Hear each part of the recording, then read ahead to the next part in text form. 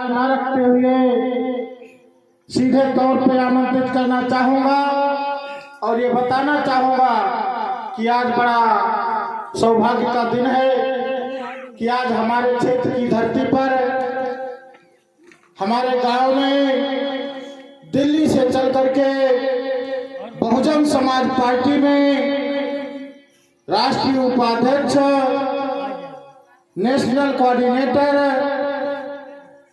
कई प्रदेशों के प्रभारी रह चुके परम आदरणीय बहन कुमारी मायावती जी का विशेष आशीर्वाद प्राप्त उनके बाद की दूसरे नंबर की सबसे ताकतवर कुर्सी पर विराजमान रह चुके आदरणीय जयप्रकाश साहब हमारे आपके बीच में पधारे हुए हैं। हालांकि आज माननीय बहन जी के घर पर शादी का कार्यक्रम चल रहा है। भतीजे आदरणीय आकाश आनंद का विवाह समारोह आज बड़े धूमधाम से मनाया जा रहा है, लेकिन मैं बड़े गर्व के साथ आप सबको बताना चाहूंगा कि आदरणीय साहब जो आप सबके बीच में खड़े हैं, ये माननीय बहन जी के बाद दूसरे नंबर की सबसे ताकतवर कुर्सी पर रह चुके हैं। इन्होंने मानवर कांसीराम साहब की अस्थियों को हाथ में लेकर के सौगंध खाई थी, कसम खाई थी कि ये मानवर कांसीराम साहब,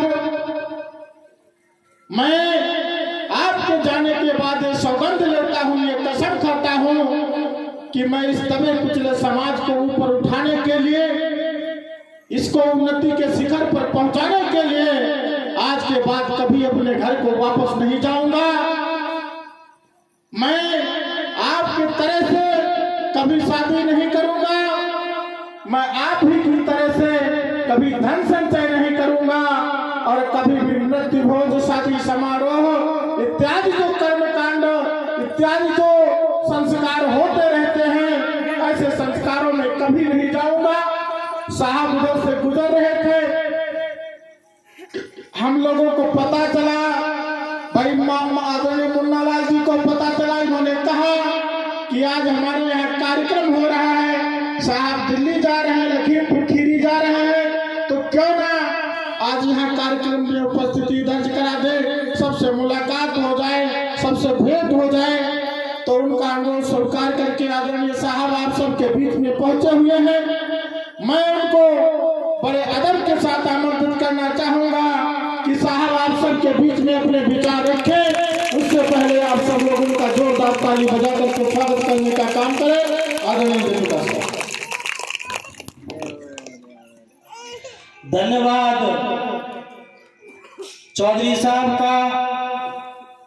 और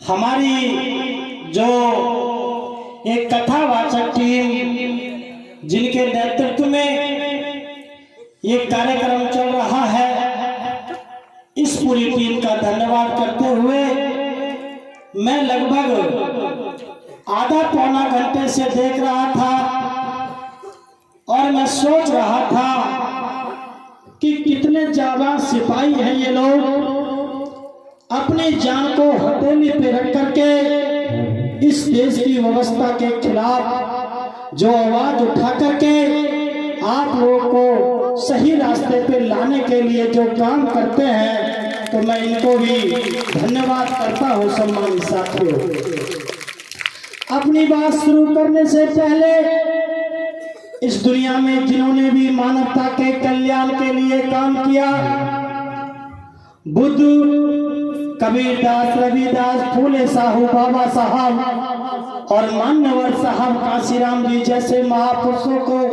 नमन करते हुए और बहन कुमारी मायावती जी को अपना आदर्श और नेता मानते हुए यहाँ पर विराजमान सभी मेरे बुद्धिजीवी साथियों, माताओं, बहनों, बच्चों, आप सभी को जयप्रकाश सबसे पहले नमो बुद्धाय और जय भीम का उद्घोष करता है। सम्मानित साथियों, इस कार्यक्रम की दो विशेषताएं हैं, उनको बताकर के बात को समाप्त करूंगा, क्योंकि आपका जो मन है वो हमारे गुरुजी को सुनने का बना हुआ है। जो मुझको जानकारी मिली, मुन्ना भाई जो हमारे दोस्त हैं उनके माध्यम से जानकारी मिली कि आज से 1-1.5 महीने पहले यहाँ पर इसी प्रकार का कार्यक्रम हुआ था। उससे पूरे गांव के लोग इतने खुश हुए और इतने प्रसन्न हुए, इतना लाभ प्राप्त किया कि उन्होंने फिर से ये तय किया कि हम प्रत्येक घर से, प्रत्येक चूल्हे से 500 रुपए इकट्ठा करके फिर से हम उसी प्रकार की बोध कथा कराने का काम करेंगे। तो ये इस कार्यक्रम की खासियत है। इसके लिए हमारी पूरी टीम आपके पूरे गांव को धन्यवाद अर्जित करती है। सम्मानित साथियों, इस दुनिया में प्रत्येक इंसान सुखी जीवन जीना चाहता है। हर एक इंसान प्रसन्न जीवन जीना चाहता है, अपना विकास करना चाहता है। लेकिन बुद्ध ने कहा कि 90% विकास करना ना करना ये आप लोगों के हाथ में है। बिटिया, ये लड़की बैठ जा बेटा। 90% विकास करना ना करना ये आप लोगों के हाथ में है। भारत देश की आजादी से पहले जो इस प्रकार के कार्यक्रम हो रहे हैं, इनको आपको करने का अधिकार नहीं था। 33 करोड़ देवी देवताओं के जब तो आप जप सकते थे, लेकिन बुद्ध की वाणी कहने का आपको अधिकार नहीं था। रविदास की, कबीरदास की वाणी कहने का अधिकार नहीं था। लेकिन धन्य है मान्यवर बाबा साहब हमारे बीच में आए और उन्होंने बुद्ध को पढ़ा और पूरे बुद्ध के पाठ को, पूरे बुद्ध के ज्ञान को आपके भारत के संविधान में परोसने का काम किया और ये कहा कि जाओ, आज के बाद तुमको अधिकार है, तुम जाकर के बुद्ध की कथा कर सकते हो। इससे पहले हम लोग राम की कथा में जाते थे, कृष्ण की कथा में जाते थे, उनकी बात सुनते थे और ताली बजाते थे और अपनी पीढ़ी को गुलाम पे गुलाम बनाए जा रहे थे। लेकिन मान्यवर साहब का सिराना है, उन्होंने कहा, मेरे समाज के लोगों, छोड़ दो राम को, छोड़ दो कृष्ण को, छोड़ दो शिव जी को, मैं तुम्हें ज्योतिबा फूले देता हूँ, छत्रपति साहू जी महाराज देता हूँ, बाबा साहब डॉक्टर अम्बेडकर देता हूँ। तुम इनकी बात करना, तुम बुद्ध की बात करना, तुम्हारा तो विकास होगा ही होगा, तुम्हारे आगे आने वाली पीढ़ियों का भी विकास होगा और तुम भी देश के राजा बन जाओगे। मेरे सम्मानित साथियों, ये कार्यक्रम आप लोगों का चल रहा है, लेकिन अगर आप लोगों ने ये कार्यक्रम किया है तो जैसे बुद्ध ने कहा, अत्य दीपो भाव, अपने दीपक स्वयं बनो। अगर तुम्हारे घर में अंधेरा है तो पड़ोसी तुम्हारे घर में दिया जलाने के लिए नहीं आएगा। अगर तुम्हारे घर में अंधेरा है तो दिया तुमको खुद जलाना पड़ेगा। कोई पड़ोसी तुम्हारे घर में दिया जलाने, रोशनी करने नहीं आएगा। मेरे सम्मानित साथियों, बुद्ध ने कहा कि आप अपनी सारी समस्याओं का समाधान कर सकते हैं। मैं देखता हूँ, हो सकता है इतना प्रभाव अभी तक ना पड़ा हो और हो सकता है पड़ जाए। कैसे? हम समाज में सबसे ज्यादा 2 चीजों से परेशान हैं, एक अपने सम्मान को लेकर के और एक अपनी गरीबी को लेकर के।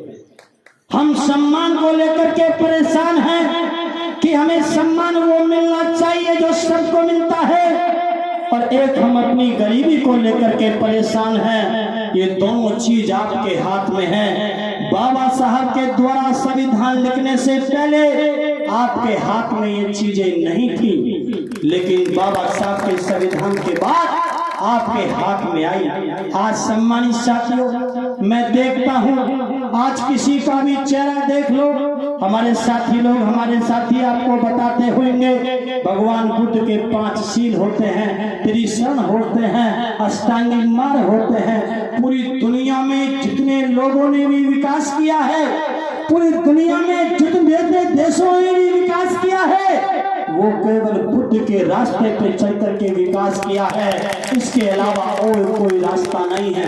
पूरी दुनिया में जितने भी कानून बने हैं वो केवल बुद्ध के रास्ते से निकल करके कानून बने हैं, जिन्होंने अपने अपने देश का विकास किया। मेरे सम्मानित साथियों, उन्होंने कहा है, अपने पंचशीलों में कहा है, हमारे साथी आपको बताएंगे। उन्होंने कहा कि आपको मांस से, मदिरा से, बीड़ी से, सिगरेट से, तंबाकू से, गुटखे से आपको दूर रहना होगा। लेकिन मैं देखता हूँ 90% लोगों के मुंह में गुटखा, सिगरेट, बीड़ी, तंबाकू होती है। इसका असर जानते हो? अगर एक दिन में तुम 20 रुपए भी अगर गुटखे, शराब इसके चक्कर में खर्च कर देते हैं तो 600 रुपए तुम्हारे जेब से चले जाएंगे। इस 600 रुपए की जगह अगर तुम 500 रुपए का अपने बच्चे को पढ़ाने का काम करो तो वो तुम्हारी आगे आने वाली पीढ़ी के संवारने का काम करेगा। आप कितनी कथा करा लो, इन साथियों को अच्छा पैसा दे करके अच्छे ज्ञान अर्जित करने का प्रयास करो। ये भी हमारे साथी आएंगे, 10-20 हजार रुपया, 50 हजार रुपया ये भी लेकर के जाएंगे, लेकिन इस पैसे का खर्च करने का कोई फायदा नहीं है जब तक तुम बुद्ध के रास्ते को ना अपनाओ। क्यों जी साहब, बताओ। अगर बुद्ध के रास्ते को नहीं अपनाओगे तो पैसा खर्च करने का कोई फायदा नहीं है। अगर तुमने 500 रुपए इकट्ठा किया है तो तुमको बुद्ध की वाणी को मानना पड़ेगा। मेरे सम्मानित साथियों, हम देखते हैं ये सरकारें हमारे समाज के मोहल्लों में, गांव में जाकर के सरकार शराब के ठेके खोले जा रहे हैं। 100 रुपए का आप पर डे पे जाते हो, 3000 रुपए की चला गया, और 5 किलो अनाज के चक्कर में उनके घर के बाहर हम लोग खड़े रहते हैं। अरे छोड़ दो इन चीजों को, मैं नहीं कहता, और ये किसी सरकार की इनकी देन नहीं है। ये बाबा साहब ने भारत के संविधान के आर्टिकल 21 में लिखा है कि भारत का कोई भी नागरिक भूखा नहीं सोएगा। ये मैं भारत के संविधान में लिख करके जा रहा हूँ। अगर तुमको 5 किलो अनाज मिलता है तो ये किसी इनकी सरकारों की देन नहीं है, ये बाबा साहब के द्वारा बनाए हुए संविधान की देन है। और इसी संविधान को ये खत्म करना चाहते हैं। हमारे मोहल्ले में ठेका खोलते हैं और अपने मोहल्ले में पुलिस चौकी खोलते हैं। मेरे सम्मानित साथियों, काफी चीजें आप लोग के हाथ में हैं, तो आपको इस नशे से दूर होना पड़ेगा। अगर आप इस नशे से दूर नहीं हुए तो इसका आपको खामियाजा भुगतना पड़ेगा। जब किसी के माँ बाप, जब कोई आदमी अगर नशा करता है, दारू पीता है, बीड़ी, सिगरेट, तंबाकू, गुटखा खाता है, और ऐसा करते करते जब उसकी शादी होती है और शादी होने के बाद जब उसकी संतान पैदा होती है तो उस गुटखे का, नशे का असर उसके बच्चे में भी जाता है। क्यों जी साहब?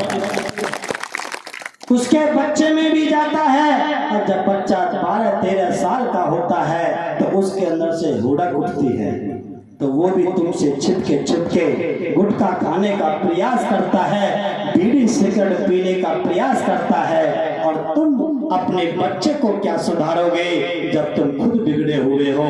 तो आप बच्चे को सुधार नहीं पाओगे। जब आप चाहते हो कि आपका बच्चा नशा ना करे तो उससे पहले नशे का त्याग आपको करना पड़ेगा। मेरा आपसे निवेदन है, तब तो जाकर के इस तरह की सभाएं करने का आपको लाभ होगा। तो मैं आपसे निवेदन करने के लिए आया हूं। और देखो कितनी ताकत है बाबा साहब के संविधान में, और इस भगवान बुद्ध के इस धम्म के अंदर कितनी ताकत है। मैं आपके सामने उदाहरण हूँ। मेरा दादा जमींदार के घर पे गुलामी करता था, बेगारी करता था, 250 रुपए में पूरे साल कमाता था, फिर भी जमींदार के 250 रुपए उतरते नहीं थे, उतार नहीं पाता था मेरा दादा। लेकिन उसने कसम खाई, बाबा साहब का मूवमेंट चल रहा था, मेरे दादा के भाई ने ये कसम खाई कि मैं अपने पूरे खानदान को, परिवार को, पूरे गांव को पढ़ाने का काम करूंगा। तो सम्मानित साथियों, हमारे पापा पढ़े, उसके बाद वो प्रिंसिपल बने, और उसके बाद में मेरा भाई डॉक्टर बना, एक क्षेत्र का नामी वकील बना, और मैं प्रोफेसर बना, और हमारे पास इतना पैसा आया कि हमने उस जमींदार की जमीन को खरीदने का काम किया।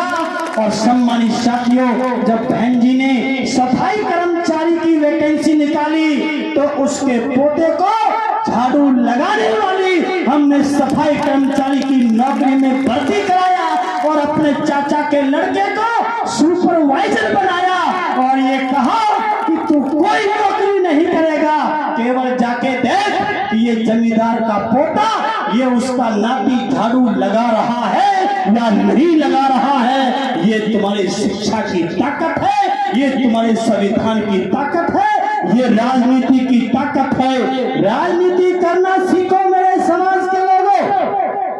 राजनीति से बड़ी ताकत कहीं नहीं होती। ताकत खेत में नहीं मिलती, ताकत नौकरी में नहीं मिलती, ताकत मंदिरों में भी नहीं मिलती, ताकत देवी देवताओं में भी नहीं मिलती। अगर ताकत मंदिरों में होती तो योगी आदित्यनाथ गोरखनाथ के मंदिर को छोड़ के राजनीति में आके मुख्यमंत्री नहीं बनता। ताकत मंदिरों में नहीं होती, ताकत राजनीति में होती है। इसलिए राजनीति करना सीखो। आप लोग जब तक आपको नौकरी नहीं मिलती है, पढ़ लिख करके आप नौकरी प्राप्त करने का प्रयास करो।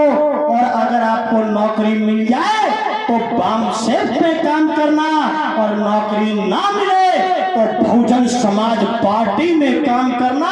मैं आपसे निवेदन करने के लिए आया हूँ। शिक्षित आदमी, आप लोगों से निवेदन है, शिक्षा पे ध्यान देना होगा। संतानों की उत्पत्ति कम करनी होगी। ये किसी ऊपर वाले की देन नहीं है। संतान ज्यादा होना ऊपर वाले की देन नहीं है। अगर ऊपर वाले की देन होती तो सबसे ज्यादा संतान अडानी अंबानी के घर पे होती। क्यों जी साहब बताओ, अडानी अंबानी के घर पे 100 बच्चे पैदा हो जाए, क्या कोई भूखा मरेगा? नहीं मर सकता ना। लेकिन उसके घर पे एक बच्चा होता है, चाहे लड़का चाहे लड़की।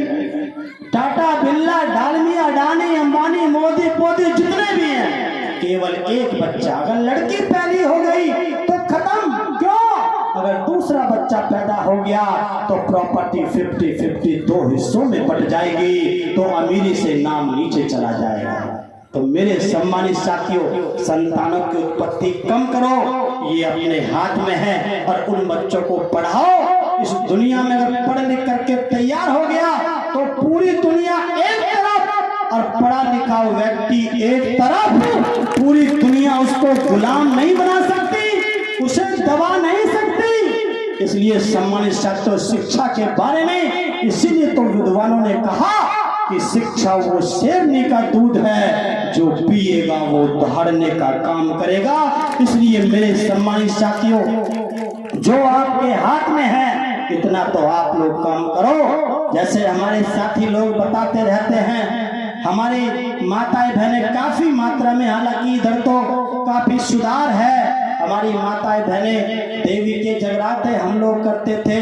ये जो है ये नवरात्रे लोग हम लोग करते थे। तो एक छोटी सी कहानी बता करके मैं अपनी बात को समाप्त करूंगा, क्योंकि गुरुजी से पहले जो हमारे एक साथी बता रहे थे वो इसी प्रकार से अंधविश्वास के ऊपर अपनी बात कह रहे थे। ये 2 मिनट की बात महिलाओं के ऊपर बोल करके मैं अपनी बात को समाप्त करूंगा। एक बात एक इस प्रकार की, जैसे हमारी बिटिया यहाँ पर इस सभा में आई हैं, ऐसे बिटिया हमारी एक छोटी सी बिटिया हमारी इस तरह की सभाओं में जाती थी। कुछ दिन के बाद उसकी शादी हो गई, और कुछ दिन के बाद उसकी शादी हो गई, और शादी हो जाने के बाद सम्मानित साथियों वो अपने ससुराल जाती है, और ससुराल जाके उसकी सासू कहती है कि बेटा हमारे गांव के बाहर एक मंदिर है, चलो थाली सजाओ, जो नई बहू आती है वो उस मंदिर में जरूर जाती है। उस लड़की ने सोचा मैं मम्मी से मना कर दूंगी, अभी झगड़ा बच जाएगा। उसने अपनी थाली सजाई, और थाली सजाने के बाद आगे आगे सासू माँ, पीछे पीछे बहू। सासू माँ आगे आगे जा रही थी, बहू पीछे पीछे जा रही थी। जैसे मंदिर दूर से दिखाई दिया तो वो लड़की बोली, मम्मी मुझे लगता है, ऐसा लगता है जैसे मंदिर के दरवाजे पे शेर खड़े हुए हैं, चलो वापस चलते हैं। आपने देखा होगा मंदिर के गेट पे शेर बने होते हैं। तो वो लड़की बोलती है कि मम्मी मुझे लगता है ये शेर हमको खा जाएंगे, चलो वापस चलते हैं। तो उस लड़की उस बुढ़िया ने उसकी सासू माँ ने सोचा कि लड़की पढ़ी लिखी तो है लेकिन शायद सीधी आ गई है। अरे बिटिया ये तो पत्थर के शेर है, ये खाते नहीं है। उसने कहा चलो मम्मी आगे, जब पत्थर के शेर है ये खाते नहीं है तो आगे चल देती है बहू। जैसे मंदिर के अंदर कदम रखती है तो उसके उल्टे हाथ की तरफ, लेफ्ट हैंड साइड की तरफ सम्मानित साथियों, एक गाय के नीचे उसका बछड़ा दूध पी रहा होता है। आपने देखा होगा मंदिरों में गाय हुआ करती हैं जो पत्थर की सम्मानित साथियों हुआ करती हैं। वो लड़की बोली मम्मी मेरी थाली पकड़ो, मैं घर पे जाती हूँ, बाल्टी लेके आती हूँ, ये बछड़ा सारा दूध पी जाएगा, इस बछड़े का पेट खराब हो जाएगा। मैं घर से जाके बाल्टी लेके आती हूँ, इसका मैं दूध निकालूंगी और घर पे जाके खीर बनाऊंगी। उसने अपने सर में हाथ मार के उसकी सासू माँ ने कहा अरे सीधी नहीं, ये तो पागल आ गई। अरे मेरी बेटी इसको टच करके देख, इसको हाथ लगा के देख, ये पत्थर का बछड़ा है, ये पत्थर की गाय है, ना ये दूध देती है ना ये दूध पीता है। इस प्रकार से चलते चलते वो मंदिर के उसी प्रांगण में पहुंच गई जहाँ पे देवी की मूर्ति लगी हुई थी। तो सम्मानित साथियों सासू माँ ने कहा बेटा जो तुझे मांगना है वो मांग ले। तो उस लड़की ने उस मूर्ति को टच करके कहा, छू करके कहा अरे मम्मी मैं किससे मांगू, मुझे कोई दिखाई नहीं देता। अरे बेटा देख ये हमारी देवी माता है, ये इतना उपकार करती हैं। तो सम्मानित साथियों उसने उसको छू करके कहा मम्मी मुझे तो ऐसे लगता है जैसे ये पत्थर की देवी है। तो मेरे सम्मानित साथियों उसने कहा अरे मम्मी जब पत्थर का शेर खा नहीं सकता, पत्थर की गाय दूध नहीं दे सकती, पत्थर का बछड़ा दूध पी नहीं सकता, तो ये पत्थर की देवी भी मुझे कुछ देने वाली नहीं है। जो दोगी वो आप दोगी। जब मुझको कोई दिक्कत होगी, मैं बीमार पड़ूंगी, तो सम्मानित साथियों उसने बताया तो मुझे अस्पताल जाना पड़ेगा।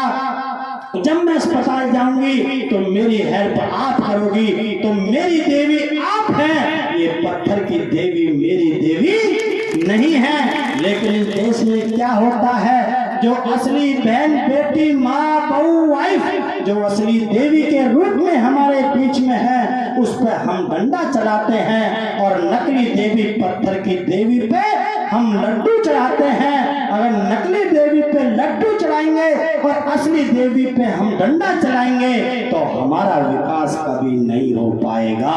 हमें माँ बहन बेटी पत्नी जो भी हमारे रिश्ते बनते हैं, हमें उनका सम्मान करना चाहिए। सम्मानित साथियों पति पत्नी में कोई छोटी मोटी बात हो जाती है, उसको आपस में बैठ के निपटाना चाहिए। अगर झगड़ा हो जाए आप लोगों के बीच में, कभी दूसरों के पास मत जाना। वो दिन चले गए, हमसे ज्यादा पढ़े लिखे, हमसे ज्यादा विद्वान लोग पूरे देश में इस समय नहीं है। मैं तो कहता रहता हूँ, बड़े बड़े ब्राह्मण छात्रों में जाकर के बैठ करके बात करता हूँ, वो कहते हैं कि आरएसएस में सब लोग पढ़े लिखे लोग हैं, सब विद्वान लोग आरएसएस में हैं। मैंने कहा नहीं, अरे जो लोग अपनी बुद्धि का प्रयोग इस देश को बर्बाद करने के लिए करते हैं, वो कभी भी बुद्धिमान नहीं हो सकते हैं। बुद्धिमान वो लोग हैं जो इस देश को बचाना चाहते हैं, वो देश को बर्बाद करना चाहते हैं और हम इस देश को बचाना चाहते हैं। और बुद्ध ने कहा है, मारने वाले से बचाने वाला हमेशा बड़ा होता है। सच्चाई परेशान हो सकती है लेकिन पराजित नहीं हो सकती। आपकी जीत निश्चित होगी।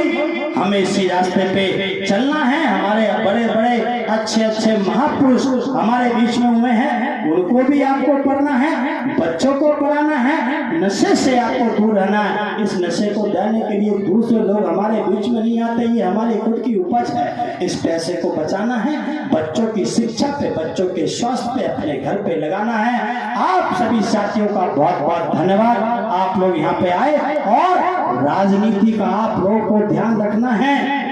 जैसा चौधरी साहब ने बताया, हमारे बीच में से मान्यवर साहब कांशीराम जी जब आए तो जब वो इस दुनिया से छोड़ करके गए तो उनकी अस्थियों को मैंने हाथ में उठा करके ये कसम खाई थी कि साहब कांशीराम जी असली सपूत वो होता है जो अपने माँ बाप के काम को आगे बढ़ाता है। तो मैंने भी वो कसम खाई कि साहब अगर आपने हमको सीएम दिया है तो हम आपका नाम जपते जपते इस देश का प्रधानमंत्री बना करके देंगे, ये हमने उनको वचन दिया।